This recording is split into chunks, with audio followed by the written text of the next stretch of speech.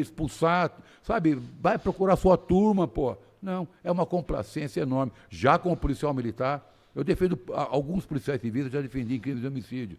Agora, no começo de ano, defendi um. Deu tudo certo lá no Tribunal do Júri. Mas o policial militar sofre muito.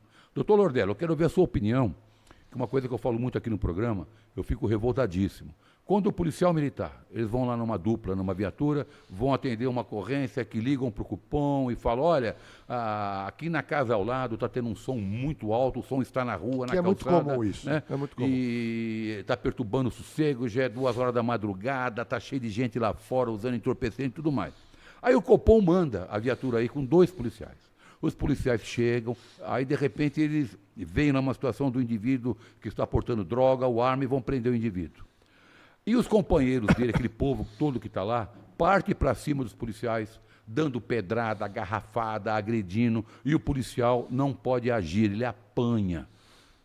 Doutor Lordello, o que o policial faz numa situação dessa? Vamos lá, toda a experiência que o senhor tem? Nós vamos lá, que não é brincadeira. Vamos lá. Primeira coisa, eu gosto de falar sobre isso, mas eu gosto de comparar com um país que é muito rígido com vagabundo, que é os Estados Unidos. Eu tenho um grande amigo meu, que é policial nos Estados Unidos e Nova York, tá? E ele, eu às vezes ligo para ele, mando áudio para ele, para a gente discutir um pouco sobre legislação, e eu pergunto muito para ele, doutor Vendramini, como funciona nos Estados Unidos.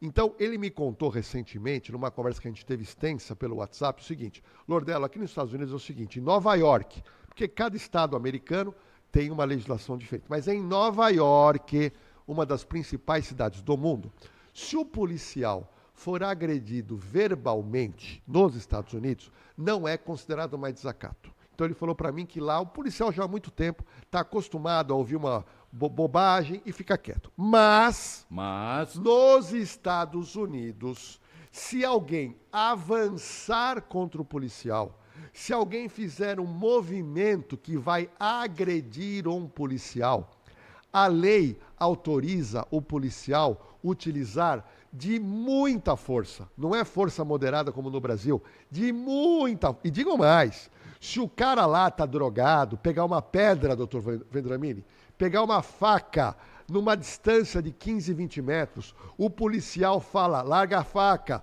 larga a pedra, por 3 vezes. Na 4ª vez ele vai levar 20 tiros e todo mundo fica quieto, enterra e acabou. No Brasil, o que o doutor Vendramini falou, eu vivenciei isso em delegacia de polícia. Quando o policial militar vai atender briga de vizinho, som alto e briga de marido e mulher. O policial chega e o policial começa a conversar, sempre chega o parente ou os vizinhos que querem se voltar contra o policial. Tô gravando, tô gravando, tá filmando, não é? Não, e o pior é quando parte pra cima do policial e vira aquele banzé, e aí eu vou perguntar pro doutor Vendramini, que faz tribunal do júri. Doutor Vendramini, queria que o senhor falasse com toda a sinceridade do mundo. O policial hoje, numa situação dessa, ele tem receio de pegar a arma e disparar? Muitas vezes é por isso que o policial morre. Porque ele tem medo, ele tem receio. Mas eu estou com um caso recente agora, de um policial aqui no interior do estado de São Paulo, que ele foi agredido. Né? Ele foi atender uma ocorrência lá da mesma forma, né? Na rua, tal, aquela coisa toda, parou para pegar um indivíduo, estava portando entorpecente e tudo mais, a família veio, aquela briga, empurra o policial daqui, empurra o policial dali, o indivíduo conseguiu se desvencilhar, e um policial estava segurando a mulher, a esposa do suspeito, né?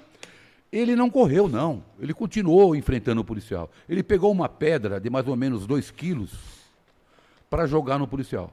O policial apontou a arma para ele e falou, não joga que eu vou atirar. Joga a pedra no chão.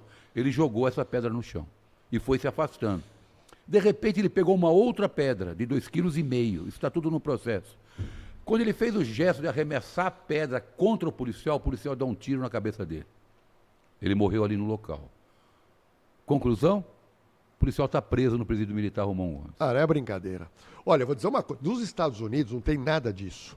Nos Estados Unidos, qualquer tipo de ameaça à integridade física de um policial, eles atiram e não atiram 1 ou 2 vezes. Eu acho muito gozado em tribunal do júri quando o promotor fala o seguinte: não, o seu advogado, o seu cliente exagerou na hora de confrontar, devia ter dado um tiro na perna, um tiro no braço e não precisava dar 5, 6, 10 tiros. Isso o promotor fala porque nunca pegou numa arma de fogo. Não sabe que você não tem condições, no momento em que o seu oponente ele está balançando, ele está andando, você não tem como mirar na perna, doutor. Não há. Você vai trabalhar com o risco de ser morto por um ladrão.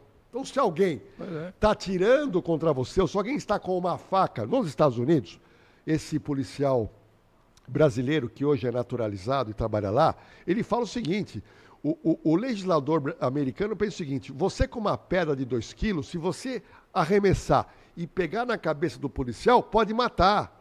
Você com uma faca atirou, você vai lesionar e pode matar. Então o policial é obrigado lá a agir com vigor. E aqui no Brasil, infelizmente, a gente ouve de vários policiais falando o seguinte: Lordelo, eu fico na hora daquela confusão com receio de fazer um disparo e depois ir para o Romão Gomes, ou depois ir para o presidente da Polícia Civil. Então o policial não pode ter medo, o policial tem que ter autoridade e respaldo legal. Quem dá o respaldo legal não é o governador, não é o prefeito, é o Congresso Nacional, que tem que dar o respaldo legal através de uma legislação, não é pró-policial, é uma legislação correta, e não uma legislação que inibe hoje o policial até de algemar um cara preso em flagrante.